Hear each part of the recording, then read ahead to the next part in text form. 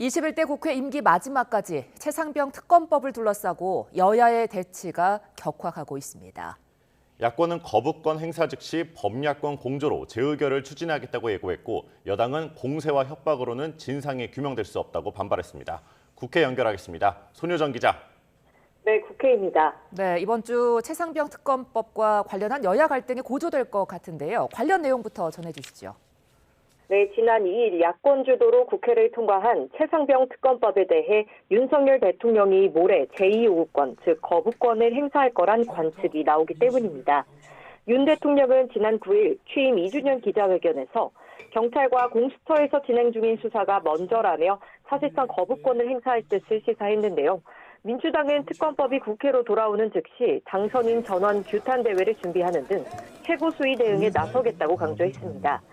내일 용산 대통령실 앞에서 기자회견을 열고 총선 민의를 받들기 위해선 특검법을 지체 없이 공포해야 한다며 전방위 압박에 나설 계획입니다.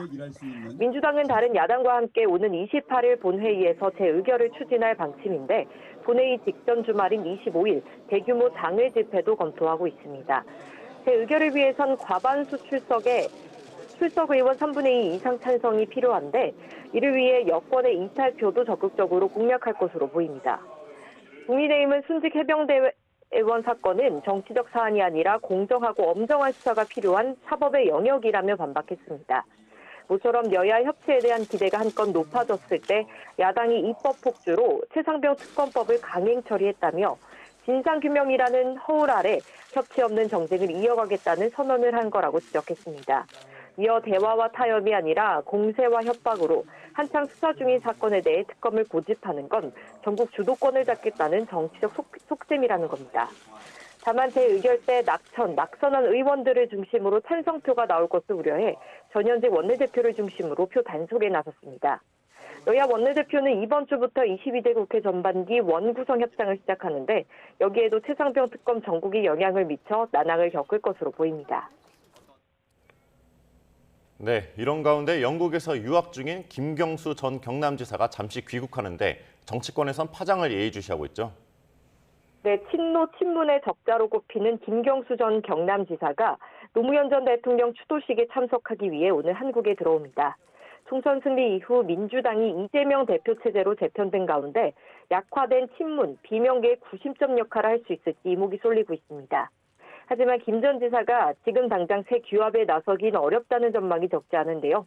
드루킹 댓글 조작 사건으로 실형을 선고받은 뒤 특별 사면됐지만 복권은 되지 않아 2028년까지 피선거권이 제한된 상태이기 때문입니다. 당내에서도 김 전 지사 역할론에 대해 공개적인 언급을 자제하는 분위기지만 김 전 지사가 노 전 대통령 추도식에서 여러 야권 인사와 두루 접촉할 가능성은 남아 있습니다. 국민의힘에서는 한동훈 전 비상대책위원장이 한 달 만에 침묵을 깨고 SNS에서 목소리를 냈습니다. 정부의 국가 인증 통합 마크 미인증 제품에 대한 해외 직구 금지 조치를 두고 과도한 규제라는 의견을 낸 겁니다. 정부 현안에 대한 목소리를 냈다는 차원에서 사실상 당권 몸풀기에 나선 것 아니냐는 해석이 나왔습니다.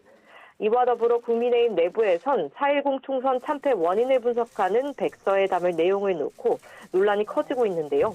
한동훈 전 위원장의 책임 여부와 정도가 핵심 대치 사안인데 일각에서는 오히려 이런 이슈가 불거지고 논란이 되는 것 자체가 침묵하던 한 전 위원장의 전당대회 출마설에 힘을 실을 수도 있다는 관측이 나오고 있습니다. 이런 가운데 이준석 대표가 이끄는 개혁신당은 오늘 오후 전당대회를 열고 새 당대표와 최고위원을 뽑는데 허은하, 이기인 후보 가운데 한 명이 당대표를 맡을 거란 관측이 많습니다. 지금까지 국회에서 전해드렸습니다.